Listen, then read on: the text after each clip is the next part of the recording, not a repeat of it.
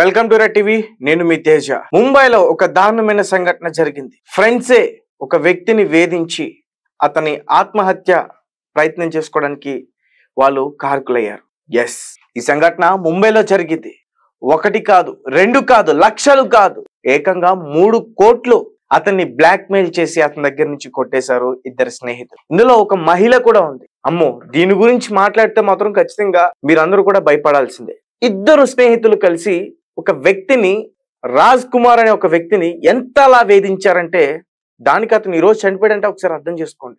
నీ న్యూడ్ వీడియోని మొత్తం కూడా మేము బయట పెట్టేస్తాం, ఇన్స్టాగ్రామ్, ఫేస్బుక్, వాట్సాప్ పబ్లిష్ చేసేస్తాం నువ్వు మా మాట వినకపోతే అంటూ కూడా వాళ్ళు బెదిరించారు.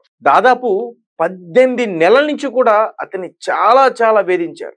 అతని దగ్గర ఉన్నప్పుడల్లా కొంచెం అమౌంట్ వాళ్ళకి ఇస్తూ ఉన్నాడు. అదంతా కూడా ఇప్పుడు మొత్తం పోలీసులు దర్యాప్తు చేస్తే దాదాపు 3 కోట్లు అయింది. ఇంకా ఇవ్వడానికి తన దగ్గర ఏం లేదు. ఇంకా ఏం చేయాలో ఏంటో తెలియక ఒక సూసైడ్ లేఖ రాసి తల్లిదండ్రులకి అతను ఆత్మహత్య చేసుకుని చనిపోయాడు. నా చావుకి కారణం వీళ్ళిద్దరు అంటూ కూడా చెప్పాడు. అయితే వాళ్ళిద్దరు ఎవరు అసలు? వాళ్ళిద్దరు కూడా స్నేహితులే అతనికి. రాహుల్ అలాగే సబా కురోషి, వీళ్ళిద్దరు కూడా అతని స్నేహితులు. రాజ్ కుమార్ లీలా, రాజ్ లీలా అతని పేరు, చనిపోయిన వ్యక్తి పేరు. చిత్రహింసలు పెట్టారు అతన్ని 18 నెలల నుంచి కూడా. టార్చర్ భరించలేకపోయాడు అతను. నిజంగా ఇంతకు ముందు కూడా చాలా సార్లు అటెంప్ట్ చేశాడు. తల్లిదండ్రుల గురించి ఆలోచించి మళ్ళీ వెనక్కి నిర్ణయం తీసుకున్నాడు. కానీ ఈసారి మాత్రం ఇంకా నేను బతికి వేస్ట్ అనుకున్నాడో లేకపోతే ఏమైందో తనకి తెలియదు, కానీ భరించలేక ఈసారి మాత్రం ఆత్మహత్య చేసుకుని చనిపోయాడు. ఇలాంటి స్నేహితులు మీ మధ్యలో కూడా ఉంటారు, జాగ్రత్త.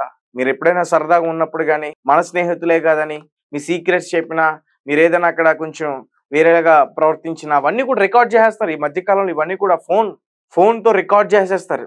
రికార్డ్ చేసి తర్వాత వాళ్ళకి మనకి ఏమైనా తగాదాలు వచ్చినప్పుడు అది చూపించి మనం బ్లాక్మెయిల్ చేస్తారు. ఇలాంటి చాలా జరుగుతున్నాయి, చాలా. కానీ ఇటువంటి సంఘటనలు, ఇలాంటి మహిళలు ఉంటున్నారు చూసారా, అక్కడే కొంచెం ఆశ్చర్యం అనిపిస్తుంది.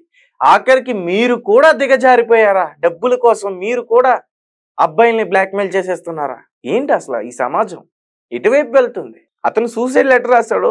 అది చదువుతుంటే చాలా బాధ అనిపించింది. నా తల్లిదండ్రులకి నేను క్షమాపణలు ఖచ్చితంగా చెప్పుకుంటా. అమ్మా, నన్ను క్షమించు, ఇందులో నా తప్పేం లేదు, నేను కావాలని చేసింది కాదు. నేను 18 నెలలుగా చాలా టార్చర్ అనిపిస్తున్నానమ్మా, నేను చెప్పుకోలేను. నాన్న, మీరు కూడా నన్ను అర్థం చేసుకోవాలి, నన్ను నమ్మని, నేను తప్పు చేయలేదు. ఆ ఖాతాలు ఇవన్నీ కూడా నేనేం మార్పులు చేయలేదు. ఇది నాకు జరిగింది, దీన్ని బయటికి చెప్పుకోలేను. కాబట్టి దీనికి వాళ్ళే కారణం. ఇంకా నేను ఒక మంచి కొడుకుగా మీకు ఉండలేకపోయినా, బతికి వేస్ట్ అనిపించి. ఒకవేళ బతుకున్న వీళ్ళు ఏదో రకంగా నన్ను ఇబ్బంది పెడుతూనే ఉంటారు. నేను పైకి వెళ్ళిపోతేనే వీళ్ళకి సరైన శిక్ష పడుతున్నట్టు కూడా ఆ రకంగా ఒక లెటర్ రాసి అతను ఆత్మహత్య చేసుకుని చనిపోయాడు. ఇది ముంబైలో జరిగిన సంఘటన. ఒక్కసారిగా ఆ ప్రాంత ప్రజలందరూ కూడా భయపడ్డారు. ఇది ముంబైలోని యశ్వంత్ నగర్ లో జరిగింది. ఒక మహిళ ఒక వ్యక్తిని వేధించింది. ఒక మహిళ, నీ నీటి వీడియో బయట పెట్టేస్తా, నువ్వు డబ్బులు ఇస్తావా లేదంటూ 3 కోట్ల వరకు కూడా వసూలు చేసింది. అతని ఆత్మహత్యకి కారకురాలైంది ఒక మహిళ. రైట్, దీని గురించి మరింత సమాచారం కూడా నేను అందించేందుకు ప్రయత్నం చేస్తాను. అయితే చనిపోయిన వ్యక్తి ఎవరైతే ఉన్నారో ఆ వ్యక్తి కూడా ఒక చార్టెడ్ అకౌంటెంట్ కూడా చెప్తున్నారు. అతను కూడా ఒక జాబ్ అనేది చేస్తా ఉన్నాడు. రైట్, కొంతమంది డబ్బు కోసం ఎంతకైనా తెగిస్తారు. డబ్బు కోసం అడ్డదారులు తొక్కి అవసరమైతే ఇతరుల ప్రాణాలు కూడా తెస్తారు. ముంబైలో అలాంటి ఘటన చోటు చేసుకుంది. ఇద్దరు వ్యక్తులు బాధితుడిని బ్లాక్ మెయిల్ చేసి దాదాపు 3 కోట్లు దోచుకున్నారు. అంతటితో వారి వేధింపులు ఆగకపోవడంతో తీవ్ర మనస్తాపం చెందిన అతడి కఠిన నిర్ణయం తీసుకున్నాడు. హనీ ట్రాప్లు, బ్లాక్ మెయిల్ చేస్తూ అందిన కాడికి దోచుకుంటున్నారు. ఎదుటి వ్యక్తి బలహీనమైతే వీరి బలం ఇలాంటి కీచకులు వేధింపులు భరించలేక ఇప్పటికే చాలా మంది ప్రాణాలు తీసుకున్నారు. ఇప్పుడు అటువంటి ఘటన జరిగింది ఫ్రెండ్స్. ఓ వ్యక్తిని వేధించారు. ఏకంగా 18 నెలల పాటు అతన్ని వేధించి బాధని భరించిన సదరు వ్యక్తి చివరికి ఆత్మహత్య చేసుకుని ప్రాణాలు ఇచ్చాడు. ఈ ఘటన ముంబైలో జరిగింది. ముంబైలోని యశ్వంత్ నగర్ లో ఉండే రాజ్ లీలా అనే వ్యక్తి చార్టెడ్ అకౌంటెంట్ గా పనిచేస్తా ఉన్నాడు. అయితే ఓ ప్రైవేట్ వీడియోని అడ్డు పెట్టుకుని అతడి స్నేహితులు 18 నెలలుగా రాహుల్, సబా అనే ఇద్దరు వ్యక్తులు వేధింపులకి గురి చేస్తా ఉన్నారు. అడిగినప్పుడల్లా ప్రతిసారి డబ్బు ఇవ్వకపోతే వీడియో సోషల్ మీడియాలో పెడతా ఉంటూ కూడా బెదిరించారు. ఇలా అతని దగ్గర నుంచి దాదాపు ఇలా కోట్ల రూపాయలను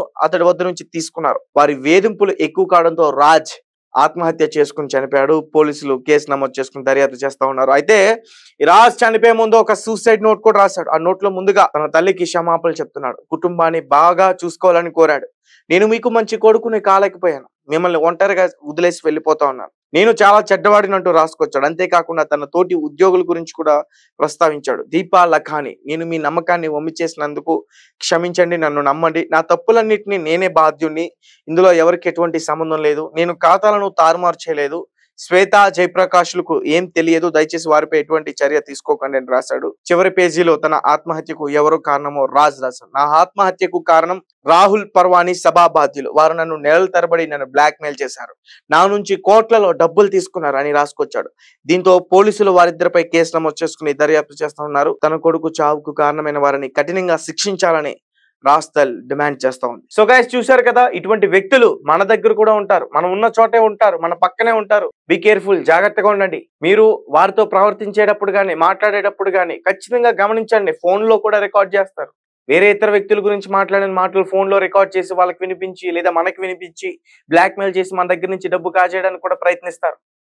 మనం ఎక్కడైనా కొంచెం పార్టీ లాంటి ప్లేసెస్ లో ఉన్నప్పుడు, పబ్ లాంటి ప్లేసెస్ లో ఉన్నప్పుడు అమ్మాయిలు మీరు కూడా ఆ వీడియోలంతా కూడా రికార్డ్ చేసి మనల్ని బ్లాక్మెయిల్ చేస్తారు. కాబట్టి బహిరంగ ప్రదేశాల్లో ఖచ్చితంగా జాగ్రత్తలు పాటించండి. లేదంటే మీ ప్రాణాలు ఖచ్చితంగా ముప్పుండే అవకాశం అయితే కనిపిస్తోంది. ఇలాంటి వార్తలు చూసిన తర్వాత, ఇలాంటి న్యూసెస్ అన్ని కూడా బయటకు వచ్చినప్పుడు మనం కాస్త మన నోరుని, మన ప్రవర్తనని, మన తీరుని అదుపులో పెట్టుకోకపోతే మాత్రం ఈ వ్యక్తి ఇప్పుడు దేని కారణమైతే అతను బలైపోయాడో అది కూడా ఖచ్చితంగా జరిగే ఛాన్స్ ఉంటుంది. అతను చనిపోకుండా ఏదైనా కంప్లైంట్ ఇస్తే బాగుండని అయితే మాకు నాకు అనిపించింది. అండ్ మీరేమంటారు?